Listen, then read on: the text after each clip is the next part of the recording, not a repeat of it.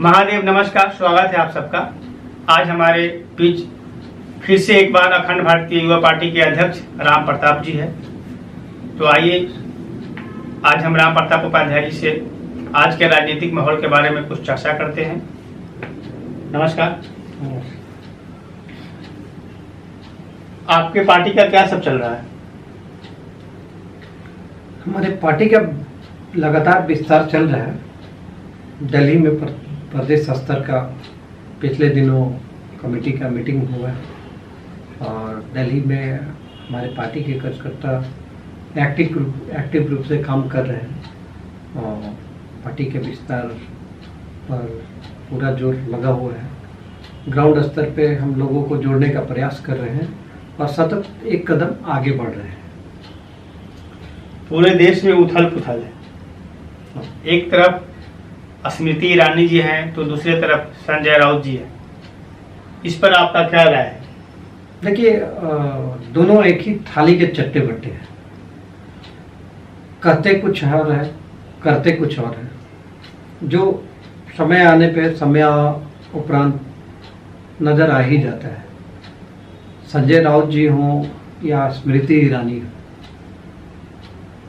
अभी जब पर्दे पे सारी चीज़ें सामने आ गई तो दिख रहा है ना, इनके दोहरे चेहरे जो है वो सामने नज़र आने लगे हैं। और सर, आज के माहौल में आप क्या बोलेंगे? इन पार्टियों का बेस ही वही है, करप्शन है।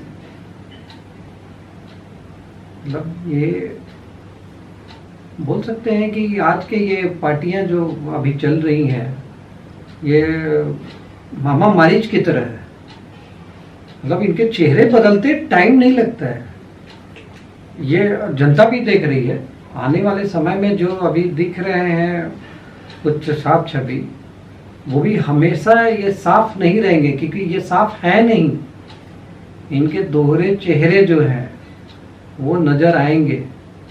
ये समय आने पे आपको दिख जाएगा क्योंकि इनका क्रियाकलाप और बेस ही जितना कार्य प्रणाली है, लूट खसोट का, पूंजीवाद का, मतलब वो गलत चीजों को बढ़ावा देने का, वो सही कैसे हो सकता है? आप ही बताएं, वो सही हो सकता है क्या? देखिए, किसी भी पार्टी को आप मामा मारीच की तरह कहना उचित नहीं होगा आपके लिए। तो क्या अभी अपना एक पार्टी बनाया है? ठीक है। देखिए, मेरी पार्टी नेताओं की पार्टी तो है नहीं, पहली बात। और ये आप कहने के लिए आप नाम सुन रहे होंगे आम आदमी पार्टी। वो आम आदमी की पार्टी थी ही नहीं। एक IAS ऑफिसर कहीं आम आदमी हो सकता है क्या? नहीं हो सकता ना। हाँ, ये तो वो बात अलग है। तो एक IAS आदमी आम आदमी बताता है। रियल में आम आदमी की पार्टी, अपनी पार्टी को आप बोल सकते हैं जिनके पास तो मतलब अपना कुछ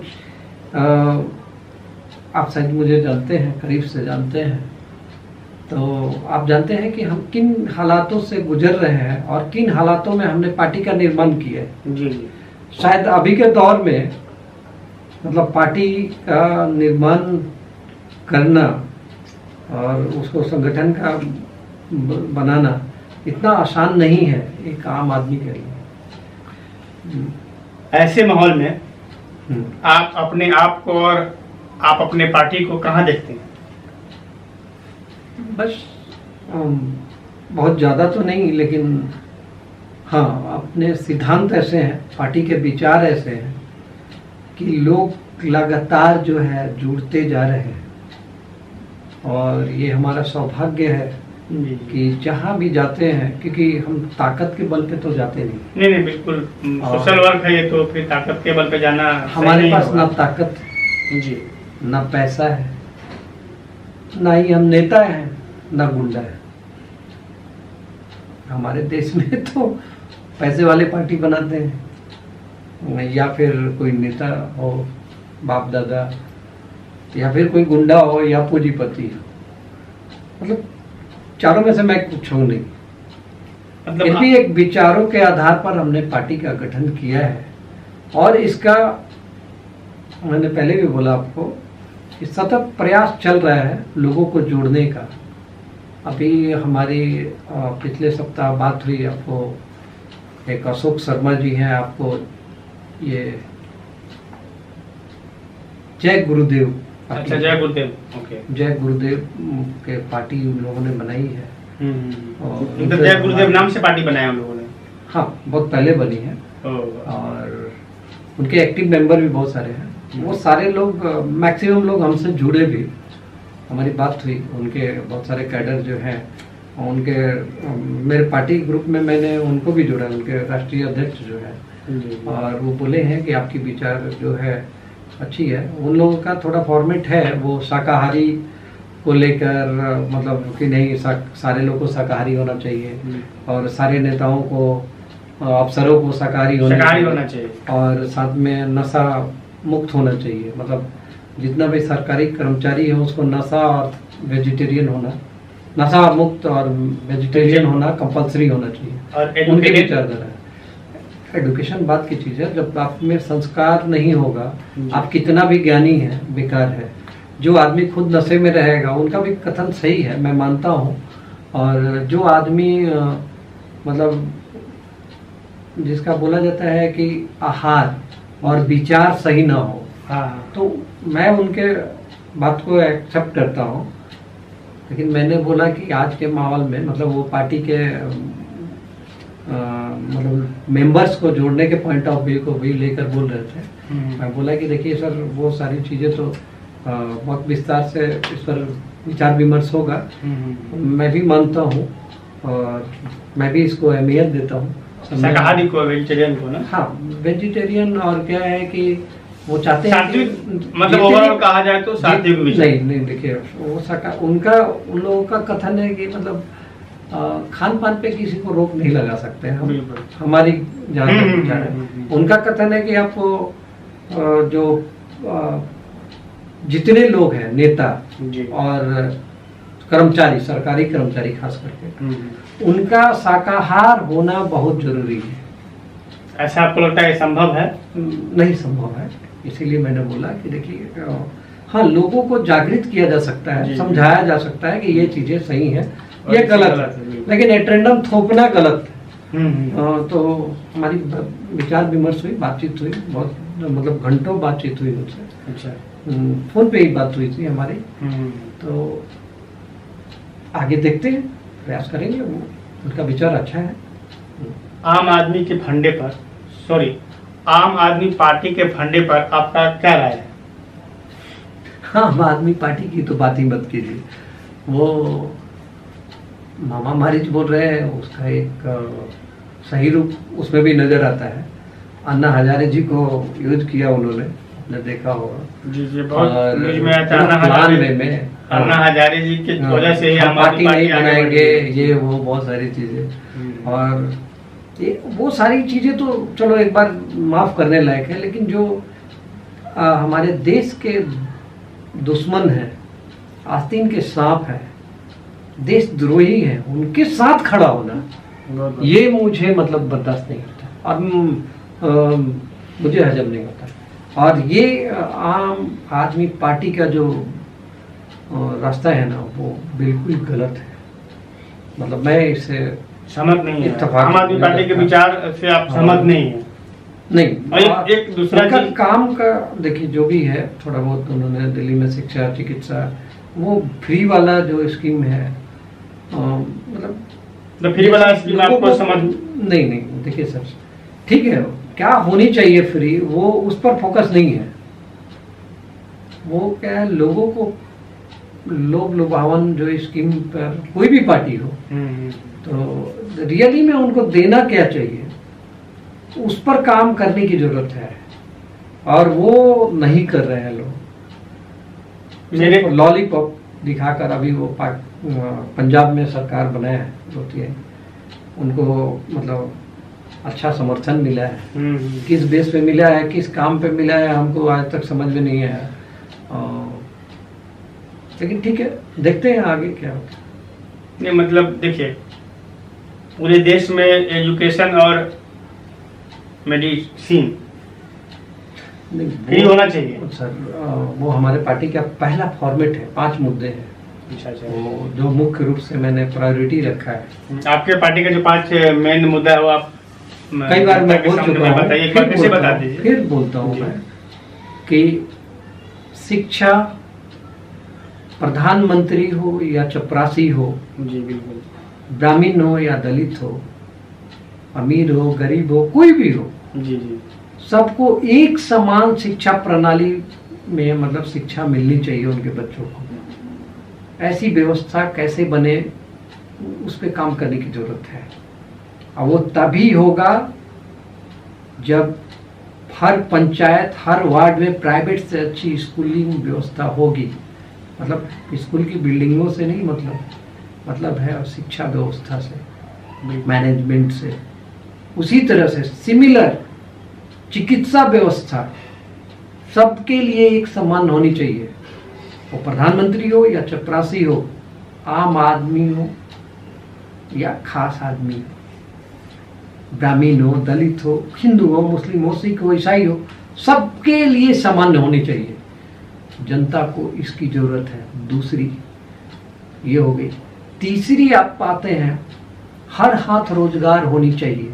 जो जिसकी जितनी योग्यता और क्षमता है उस हिसाब से उसको रोजगार मिलनी ही चाहिए। और वो कैसे उपलब्ध कराया जाए वो एक फॉर्मेट है, आज भी किया जा सकता है, बशर्ते कि सरकार चाहे। लेकिन वो चाहती नहीं है, क्योंकि 75 सालों से पूंजीवाद के शिक्षक पूंजीवादी को बढ़ाते हैं और पूंजीवाद पतियों के लिए काम कर रहे हैं। इनका टारगेट है चंद पूंजीपतियों को बड़ा बनाना, आम आदमी को आत्मनिर्भर और स्वावलंबी बनाना नहीं। इसको सबसे पहले फोकस करने की जरूरत है कि हर व्यक्ति जब 2 रुपया कमाएगा, जिसकी शिक्षा और चिकित्सा फ्री होगी, फिर वो सुकून की जिंदगी जिएगा। आज क्राइम बढ़ने का सबसे बड़ा रीजन ये भी है, असमानता, लोगों में लालच, असुरक्षा। अभी 3 चीजें हो गई। चौथी है हमारी न्याय प्रणाली, उसको भी सुधारने की जरूरत है। जल्द से जल्द न्याय हो मिले लोगों को, ऐसी प्रणाली का लाना बहुत जरूरी है। 5वीं हुई अस्थायी विकास। ये कोई विकास नहीं है जो आज बनता है और कल से रिपेयरिंग होता है। इसको विकास हम नहीं बोल सकते। जो लोग विकास बोल रहे हैं ना, मैं विकास नहीं मानता, वो लूट है, लूट। जनता को ये समझना होगा कि ये जो फंडा चल रहा है ना हमारे देश में, हर राज्य में चल रहा है, वार्ड से लेके मतलब संसद तक यही चल रहा है। रोड नाले आज बनते हैं, कल टूट जाते हैं, पुल बनती है, गिर जाती है। मतलब ये किस बेस पे काम हो रही है? आप देख लो ना, अंग्रेजों के जमाने में बड़ी बड़ी बिल्डिंगें बनी हैं, आज भी ज्यों के त्यों बनाए हुए, आज भी ज्यों के त्यों। सर आप किस फॉर्मूले से बनाते हैं? आज तो साइंस बहुत डेवलप हो गया है। बिल्कुल, बहुत बहुत डेवलप है। जब साइंस डेवलप नहीं था तब वैसी चीजें बनी। आप कौन सी विकास की बात कर रहे हैं? आपको एक साथ में और बता देते एक्स्ट्रा कि हमारे देश में जैविक खेती होना बहुत जरूरी है। हेल्थ के दृष्टिकोण से, क्योंकि सर ये जो से लेकर के अमीर लोग सब स्वस्थ रह सकें। कीटनाशक जो है ना जी, वो हर व्यक्ति को बीमार कर रहा है और इनको बंद करने की जरूरत है स्ट्रिक्टली। आज कैंसर से, लीवर से, मतलब 50 तरह की बीमारियां पैदा ले रही हैं। ये कहाँ जा रहे हैं हम? बहुत सारी बातें हैं सर। जी बिल्कुल। ठीक है, जाते जाते एक लास्ट क्वेश्चन, क्या इस देश में बदलाव की जरूरत है? अब कैसे बताऊं? ये तो जनता डिसाइड करेगी कि बदलाव की जरूरत है कि नहीं आप, लेकिन हमारे हिसाब से हाँ, मैं जो 75 सालों से सिलसिला देख रहा हूँ, जी जी, 75 सालों से, आज़ादी के बाद से बात कर रहा हूँ मैं। आज़ादी के पहले तो हम गुलाम थे, आज़ादी के बाद हम आज़ाद। गुलामी तो हम लोग देखे भी नहीं होंगे ना, नहीं देखे हैं, लेकिन हमारे पूर्वज देखे हैं, बाबा दादा। आज़ादी के बाद जो हमारा फॉर्मेट चल रहा है जी, उसको पूरा का पूरा पूरी तरह बदलने की जरूरत है। क्योंकि जब तक ये नहीं बदलेगा सर हमारे यहाँ जनसंख्या नियंत्रण की जरूरत है, अभी तक क्यों नहीं हुआ? जो लोग हमारे देश का नियम ना माने उनकी नागरिकता रद्द क्यों नहीं की जाती? नागरिकता रद्द की जाए। हमारा संविधान में भी बदलाव की जरूरत है, जिस वजह से बहुत सारा चीज सरकार लागू भी करना चाहता है लेकिन नहीं कर पाता है। सर क्यों नहीं लागू कर सकता है? सर सत्ता में आप हैं, प्रशासन आपकी है, जो नहीं मानता उनकी सिटीजनशिप रद्द कीजिए। म्यांमार जब एक अपने देश में आतताई रोहिंग्या को निकाल सकता है तो हम लोग क्यों नहीं निकाल हम लोग क्यों नहीं निकाल सकते हैं? सर ये आपका कहना सही है बिल्कुल। मतलब हम मुझसे भी कमजोर है तब फिर? नहीं कमजोर तो नहीं है, लेकिन पता नहीं वोट बैंक की राजनीति चल रहा है, इसकी वजह से शायद बहुत सारा ऐसी राजनीति नहीं है। और इसको आप बोल सकते हैं कि लोगों को बेवकूफ बनाया जा रहा है। आपको जो भी करना है प्रैक्टिकली कीजिए। हमारे बीजेपी सरकार भी जो है आपकी, आप देख लो। हमारी नहीं मतलब हम सबकी है, अभी तो वही सत्ता में हमारी इसीलिए मैंने बोला कि हमारे देश में तो वही है। 8 लमसम कब से 14 से आज 8 साल लमसम हो गए, 8 साल से ऊपर हो गया। तो मतलब इन्होंने भी क्या किया सर? ठीक है कुछ अच्छा काम किया है, आई एक्सेप्ट इट। राम मंदिर बनवाया, 370 हटाया, वर्ल्ड लेवल पे हमारी प्रतिष्ठा बढ़ी है विदेश नीति के हिसाब से। तो मौजूदा सरकार में विदेश नीति बहुत अच्छी है। लेकिन सर रोहिंग्या अभी तक देश में क्यों है? जनसंख्या नियंत्रण क्यों नहीं लगा?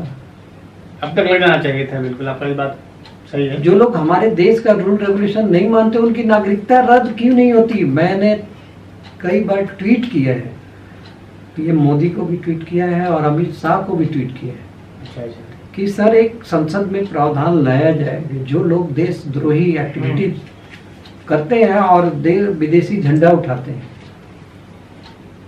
उनकी नागरिकता रद्द क्यों ना कर दी जाए और देश निकाला का प्रावधान होना चाहिए। नागरिकता रद्द हो और देश निकाला का प्रावधान हो, तभी इस देश का विकास हो पाएगा। सिंपल सी बात है ना सर, कानून कोई मानने से इनकार कर नहीं सकता। तो अभी आप सुन रहे थे अखंड भारतीय युवा पार्टी के अध्यक्ष राम प्रताप उपाध्याय जी को। तो हम लोग मिलते हैं फिर नए मुद्दे के साथ। नमस्कार, महादेव।